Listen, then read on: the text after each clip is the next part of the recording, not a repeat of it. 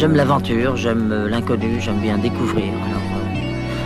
J'aime bien faire la cour à plein de jeunes filles différentes parce que ça représente à chaque fois une aventure, ça représente une découverte, ça représente une île vierge encore. Et on aime bien aller voir ce qui s'y passe, on aime bien aller rêver avec telle ou telle nouvelle aventure.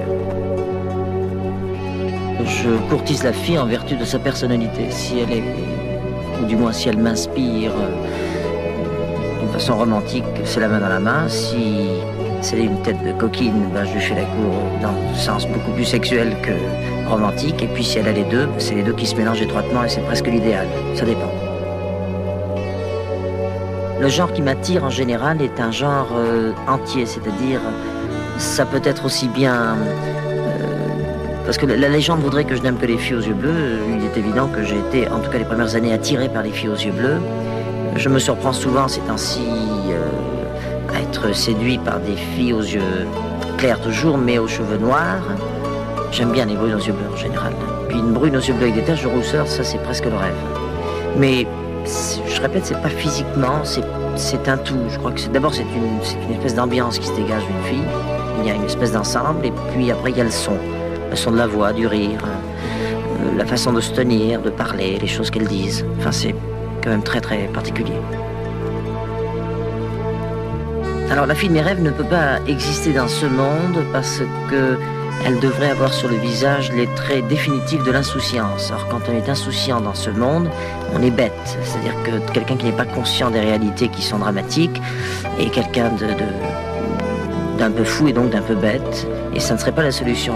Alors que quelqu'un qui a ce visage de l'insouciance absolue ne peut être insouciant que dans la mesure où il n'y a pas de souci à se faire. Donc ça serait dans une espèce d'île magique où il y aurait à boire et à manger pour tout le monde et à profusion, et où il n'y aurait pas de mauvais temps, où il n'y aurait pas de lendemain, où il n'y aurait pas d'abord de mort, où il n'y aurait pas de problème quelconque. Ça serait une société idéale qui n'existe pas. Donc la fille porterait sur son visage cela. En fait, je peux la définir, la fille. Elle a un petit peu ce visage, la fille, pour moi, en été.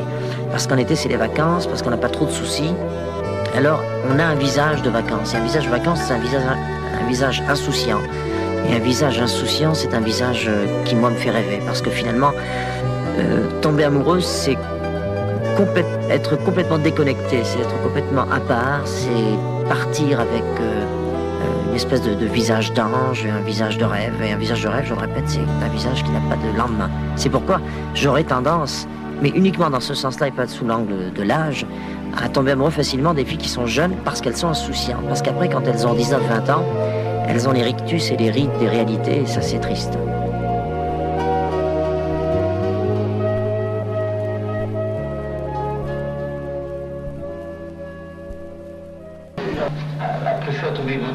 My mother. I was a very good friend of my mother, and I was always afraid of my father.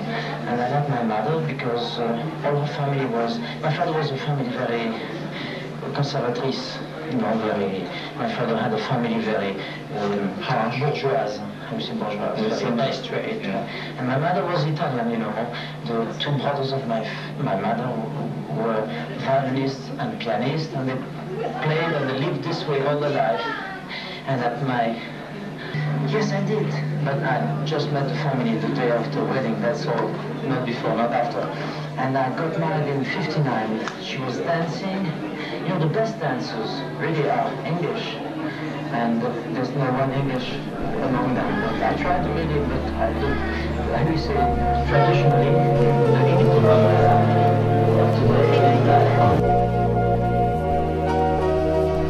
J'aime le côté naturel d'abord dans ce qu'on a à dire, c'est-à-dire dans ce qu'on ressent. Pas essayer absolument, pas faire l'effort de donner l'impression qu'on est intelligent. Je crois que c'est dramatique, ça, en général. Je le dis parce que c'est en général le cas. Les filles se donnent la peine de démontrer qu'elles sont intelligentes en France, parce qu'on a un drame en France, qu'on a cette espèce de complexe intellectuel.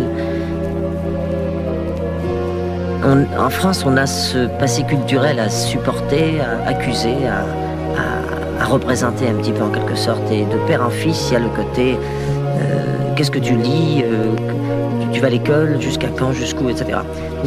Je comprends, bien sûr, tout ça est parfaitement louable et souhaitable, mais jusqu'à une certaine mesure, et trop au point d'en faut. En l'occurrence, les jeunes filles, quelquefois et souvent même, ont ce petit côté attention, je suis une intellectuelle, moi je suis cultivé, j'étudie, je sais, alors que je crois que dans le premier contact, il faudrait ne faire intervenir que les fleurs, puisque les fruits viennent après. Je crois qu'au départ, c'est le printemps. L'été, c'est un petit peu la réalité, et puis l'automne deviennent les évidences, et puis l'hiver, c'est la lutte. Alors je crois qu'au départ, quand j'aurai une fille idéale, ça devrait être dans une forme d'éternel printemps, donc sans trop de problèmes, sans trop de questions.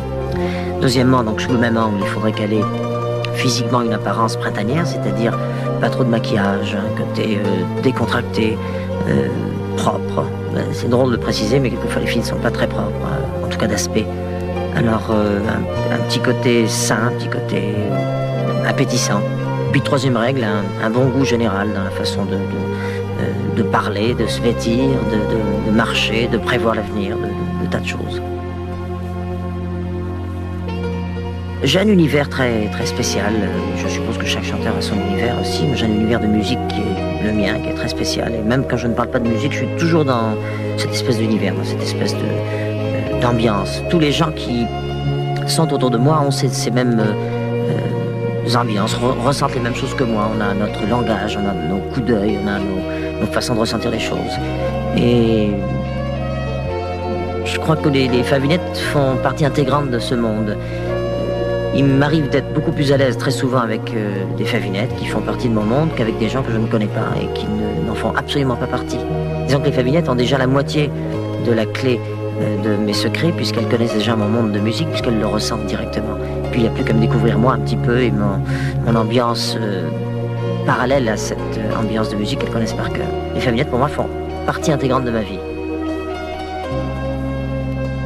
J'ai ma mère qui a plus de 60 ans et qui est une favinette type, c'est une fille qui rêve, je dis bien une fille, je dis même pas une femme qui rêve, qui reste jeune, qui reste dans une forme d'éternel printemps intellectuel.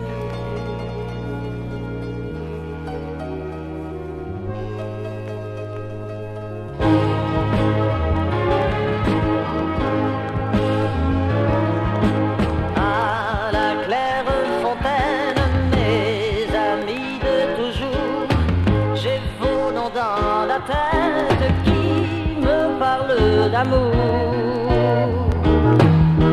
Il y a longtemps que l'on s'aime, jamais je ne vous oublierai. C'est pour vous que je chante, pour chasser vos ennuis. Quand la vie est méchante, je veux qu'elle soit jolie.